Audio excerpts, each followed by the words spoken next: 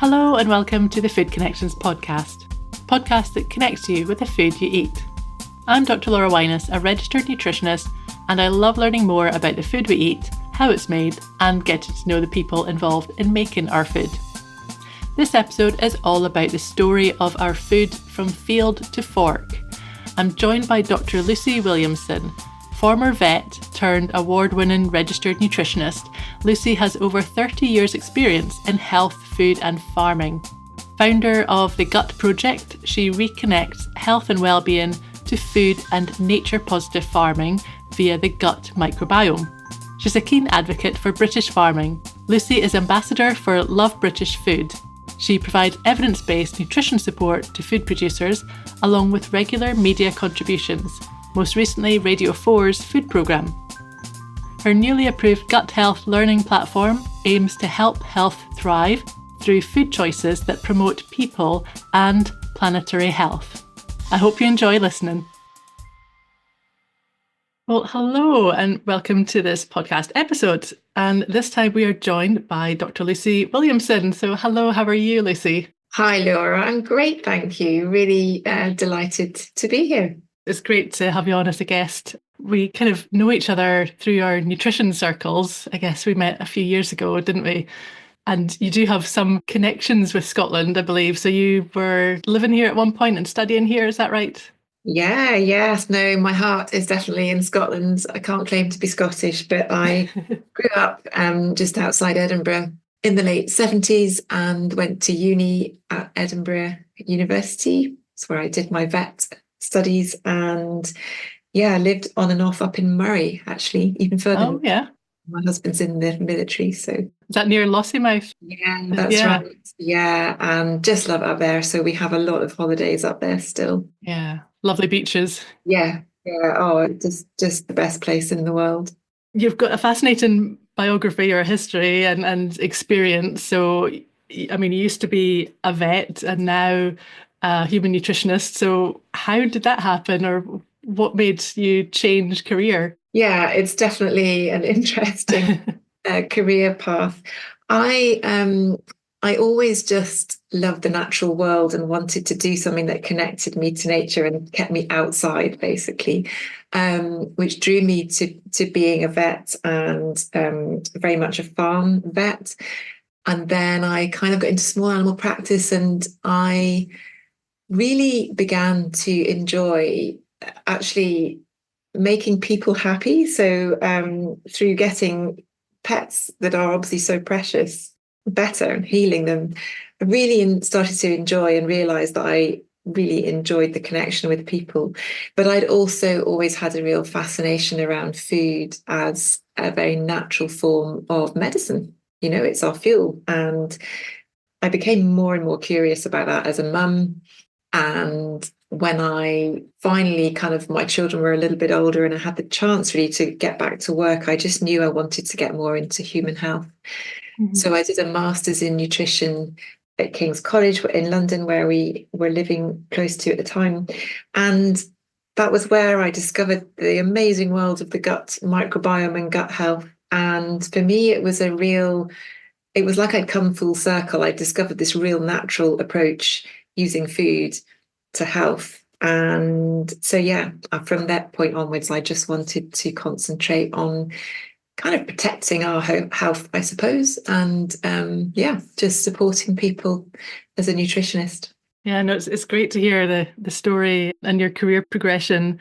This episode, I wanted to talk about the whole story about field to fork. So I wondered if we could start by maybe clarifying some of the terms used around this area, a bit of a myth-busting session, because there are many different terms used. For example, nature-friendly farming or regenerative farming, climate-friendly, organic. What is regenerative farming or nature-friendly, for example? Are they the same thing? It gets really confusing, doesn't it? Yeah. I think it's great to be able to get a bit of clarity.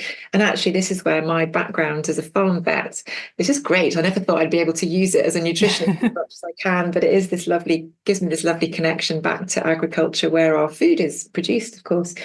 So I think the first thing is to say that all these terms that you hear, whether it's sort of nature friendly, climate friendly, regenerative, organic, They all have the same aim, which is they are trying to farm in harmony with nature.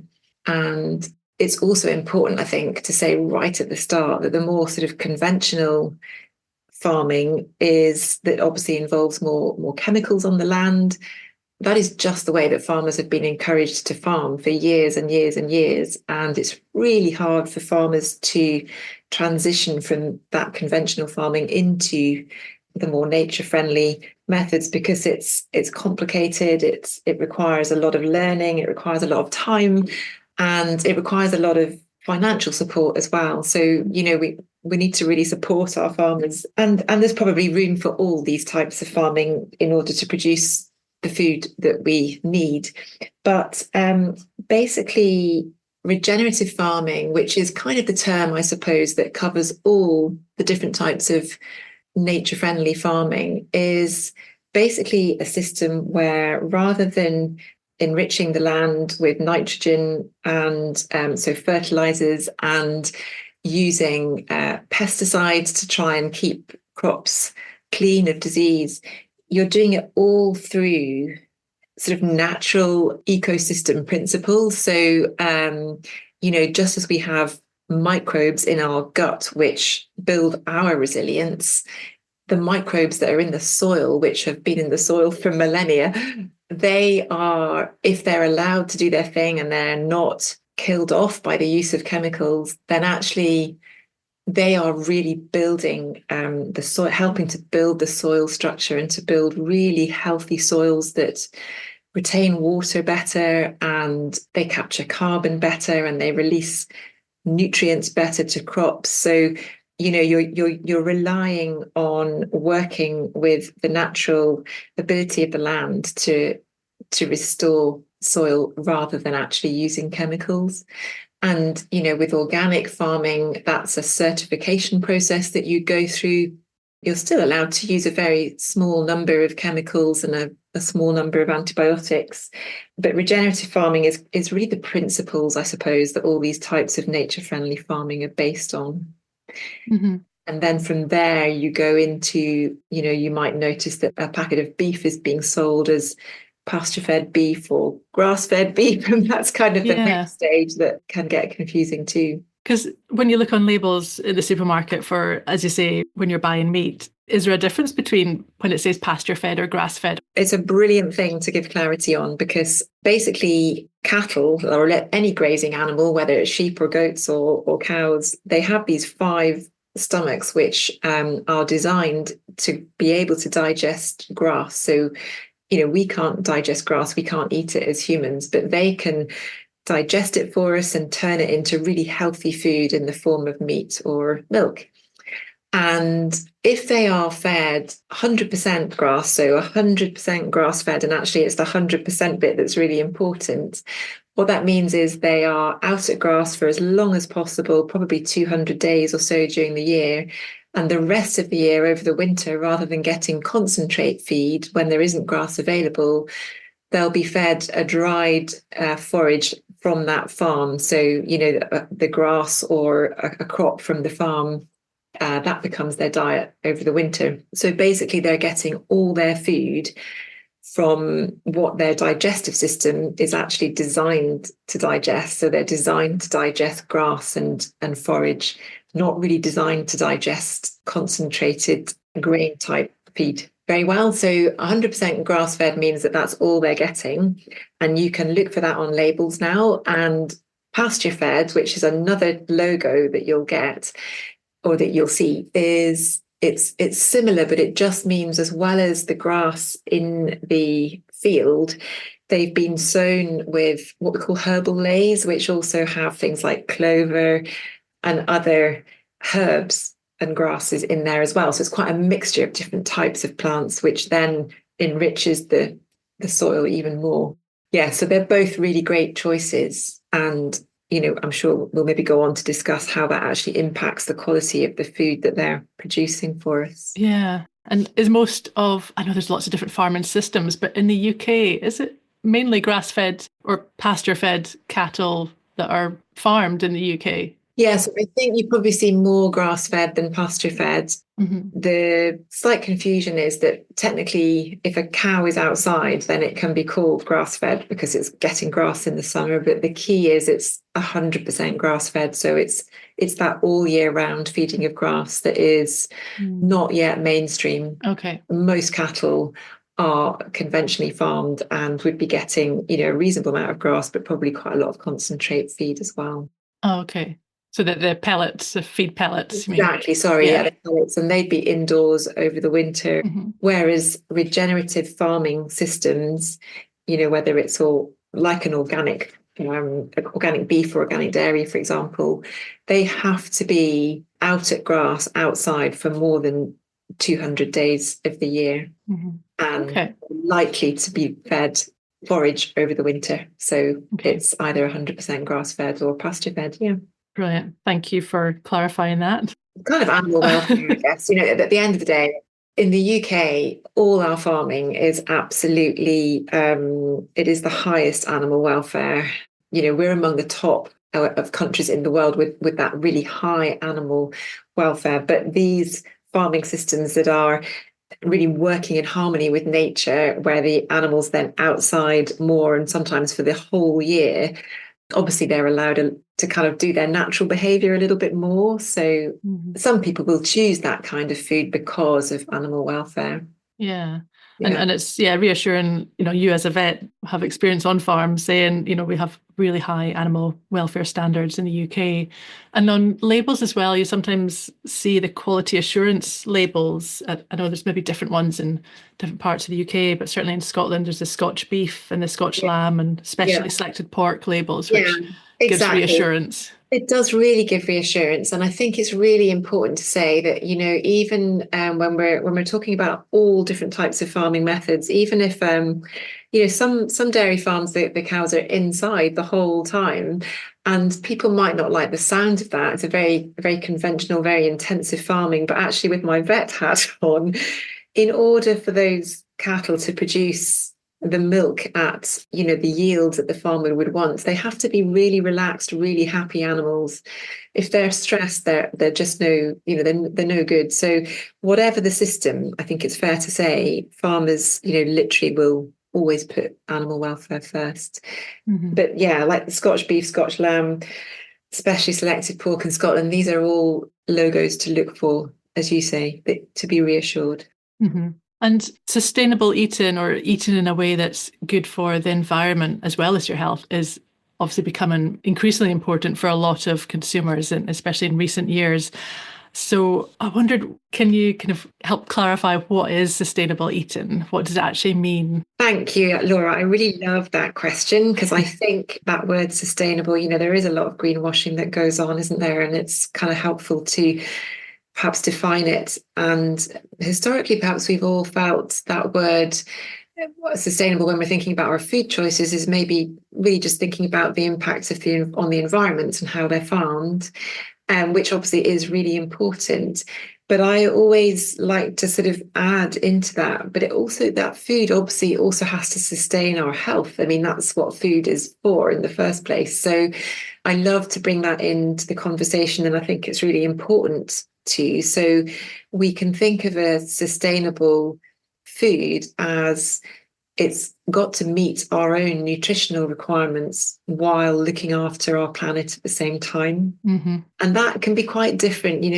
I think maybe an interesting example to sort of show what I mean by that would be to just take something like milk and let's say organic milk, because it's a little bit more sustainable, and compare it with like a plant drink, because that's often what's swapped in.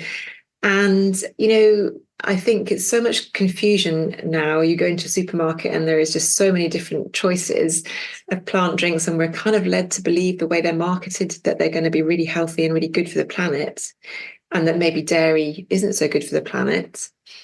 But we actually know that dairy farms where they're farming with nature, and, whether that's all organic or these terms that we've been talking about, because of the way they're farming and actually the action of those cattle as they graze, they really improve the health quality of the soil. and the soil will capture more carbon and draw more carbon dioxide out of the atmosphere, for example. Dairy can be a very sustainable food. It's taking grass that we have a lot of in this country, converting it into a really nutrient-rich food for us. It's using rain that we have a lot of in this country.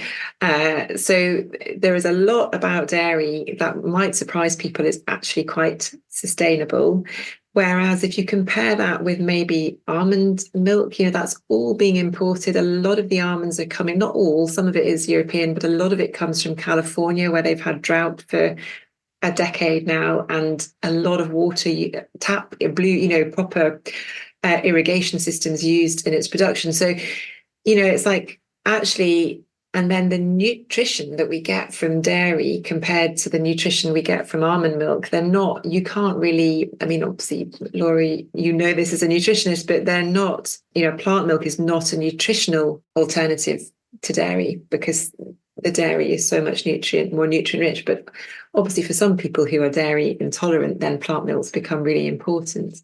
So, it's just an example of how you've got to weigh all these things up to be able to make sustainable choices. And it can get really challenging and confusing as well. Really quite challenging. Yeah. And some things are marketed in a way that makes them look so beautiful and green, and it can be hard.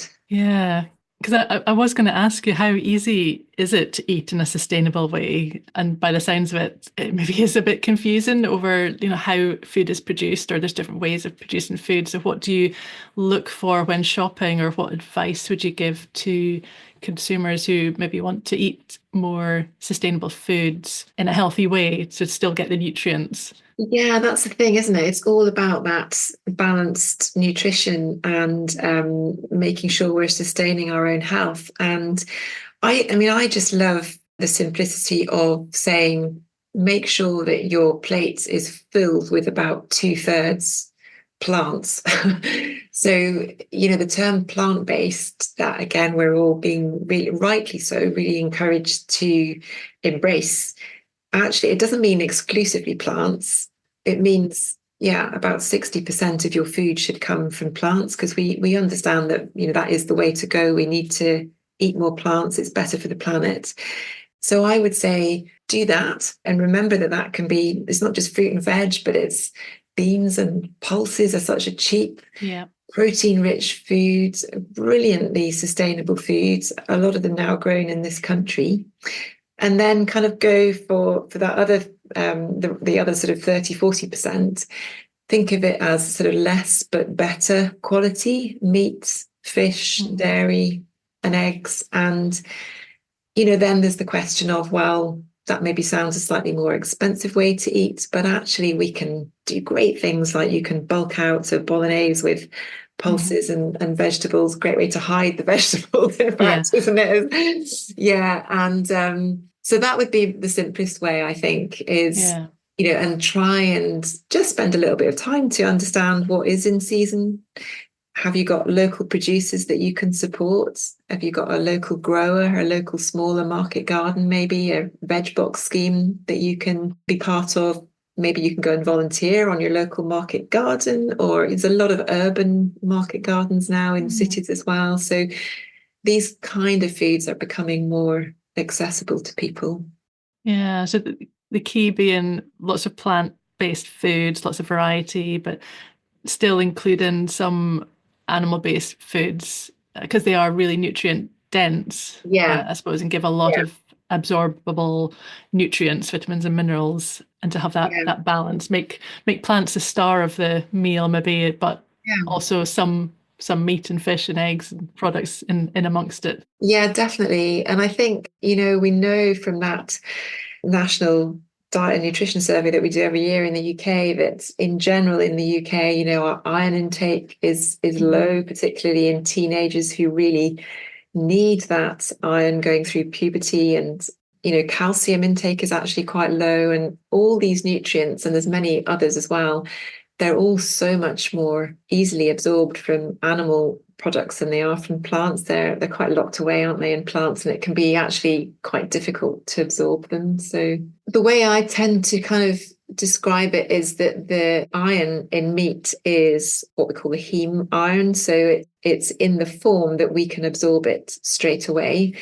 Whereas in plants, it's not in that form because it's not.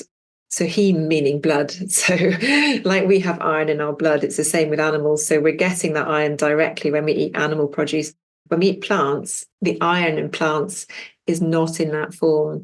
So our body has to alter it before it can absorb it. And things like vitamin C in the same meal change the iron in plants so that you can then absorb it much better. So like during pregnancy, if you're sort of vegetarian or vegan, it's really helpful to have, even tomatoes actually are quite rich in vitamin C. So maybe a glass of tomato juice or something, just as an easy win for getting a bit more iron from plants if you're a non-meat eater. Yeah, helping the absorption. Yeah. Brilliant. Now, obviously, you've worked with farmers quite a bit in the past. So I wondered if you could talk a little bit about how important the way we farm our food is for the quality of our food and the nutrition of our food. I know that's probably a big question. Yeah, it's a resounding yes. And again, I think I would just kind of caveat it with all that farmers have been trying to do is produce good quality food for us for decades and decades. Going back sort of 70 or 80 years, they were encouraged to, produce a big yield of food. And so by using fertilizers, nitrogen fertilizers, it really increased the yield and it made us very self-sufficient as a nation, which was a great thing. But unfortunately, at the same time, that process has really destroyed the quality of our soil.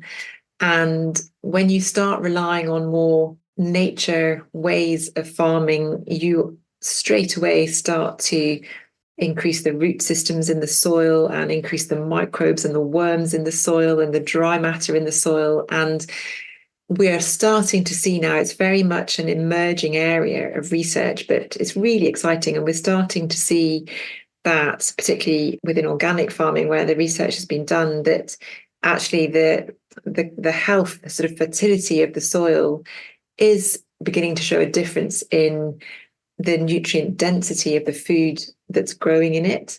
And these are really early days, and I don't want to get carried away and make claims that we don't yet fully understand, but I think one really great example that I like, because it's so logical, is that vegetables and fruit that's grown in organic systems is much higher in antioxidants, or people might also recognize the name polyphenols, and they are those sort of botanical little nutrients in plants that repair our cell damage in our bodies all the time. I mean, we produce antioxidants ourselves to do that because it's really a vital process that we're constantly repairing cell damage. But it's really great to eat plants that are rich in these antioxidants to help that process. And when we repair cell damage in our body, it's kind of an anti-aging type process. At the end of the day, aging is cell damage. So antioxidants are really, really vital. And they're also like rocket fuel for our gut microbes, for our gut health. So, they're fantastic. Can't have too few of them really in our diet. And we know in organic farming that plants are much higher in antioxidants.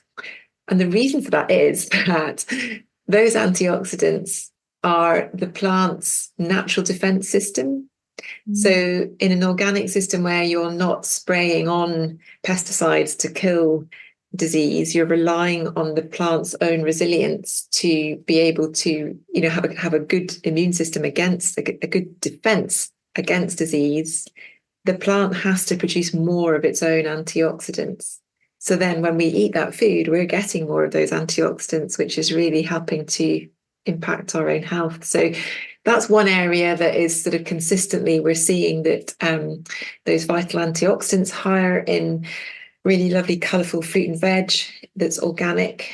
But also actually really interestingly, beef, if it's produced organically, has quite a different fat profile. And so we know that cows that are reared on more grass have meat and milk that is a different sort of fat profile. It's got lower saturated fats and more of the healthy unsaturated fats. So that sort of omega-3 that, we generally kind of know to be heart healthy is higher, consistently higher in organic beef. So, there are these sort of really interesting differences according to how we farm. Yeah, so it sounds like soil health obviously is really important and can impact the quality and the nutrition of the food. Fascinating to think about the soil in that way. Yeah.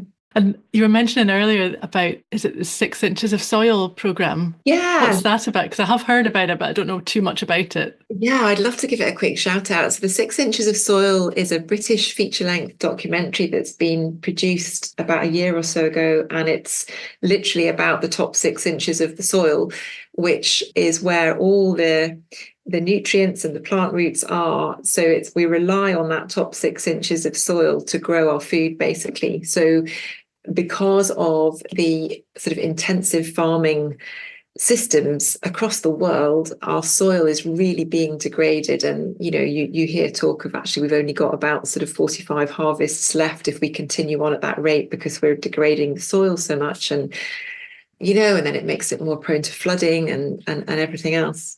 So the film is for anyone that's interested in understanding a little bit more about regenerative farming principles. The film follows 3 farmers who have transitioned into more sort of nature-friendly ways of farming in harmony with nature. And it tells how difficult it is. It shows it in its raw form, but it's a really wonderful film to see. It's I found it a lovely learning curve, and it has been screened actually in some places in Scotland, but it's now just available via the website, via the 6 inches of soil website. You can just click on it and view it. I'll add the link in the show notes later. That sounds really good to watch. Thank you. And it sounds like, from what you're saying, animals are also good for soil health, or helping nourish the soil. Again, it's just complete joy for me with that vet background. And one of the things that I think is so fun to picture is, if you think of the cloven hoof of a cow or a sheep or a goat, and it just as we go around our gardens with a fork trying to aerate the soil, that's exactly what they're doing. So there's a system called mob grazing where farmers will keep their cattle in a really small area of land so that they're doing a lot of the aerating, and they're trampling dead matter down into the soil, and then even tugging with their tongues. So cows have a really long tongue, and they graze long grass, and they wrap the blades of grass around their tongue and they tug on the grass to graze it. And that process of tugging the grass actually stimulates the roots to produce sugar into the soil, which feeds them in the soil. So it's really, anyway, I could write a book about, I couldn't, but it's too much to talk about in the podcast. But yes, they have a really vital role to play in helping the health of the soil. Gosh, I think I will look at cows grazing in a totally different way now. Love cows. So we've discussed a lot there. I guess maybe we have covered this already, but in terms of both nutrition and the environment, what type of diet is best? Yeah, I think it's so, everybody has different opinions. And I think at the end of the day, people make choices. People might choose organic because of animal welfare. They might choose it because they're worried about the climate and our nature loss, biodiversity loss, or they might choose it because actually they believe it's been more healthful for them. And these are all different types of sustainability. So I think certainly plant-based, but just remembering that doesn't mean exclusively plants, and that there are really great choices of animal-based foods which have a very vital part to play in our diets, and just taking a little bit of time to look at labels and get an idea of how they've been produced. I mean, some producers now have QR codes on their packs, so you can quickly scan it and you can see how they farm, which is, I think, a great idea because it's quick for people that are generally busy and don't have enough time to stop in the supermarket and read labels. But there are some great. There's a great. I don't know if I should mention one in particular, but there's a company called Hodmedod's in a couple of hours from where I live in England on the East Coast, and they support nature-friendly farmers. So they're actually farming in this country things like chia seeds and quinoa and plants that previously we would have imported, but actually we have British farmers growing these now, and you can just go online and order it, and it's dry, so it's not very heavy, so it's not very expensive to get it in the post. Yeah.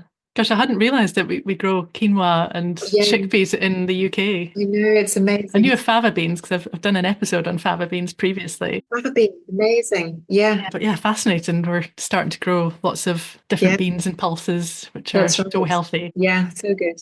Well, that has been fascinating hearing about the journey, field to fork kind of story. So thank you for that. Just wondered if we could finish with a fun question. Have you a favourite food memory? I do. I thought about this and I didn't think very long. I have a favourite recipe, which is a very healthy, gut-friendly chocolate fridge cake. And actually, it's on my website if anyone wants to have a look at it. But I have made that since I was probably about 7 or 8 years old. And it has, I have to say, got a lot healthier over the years. Okay.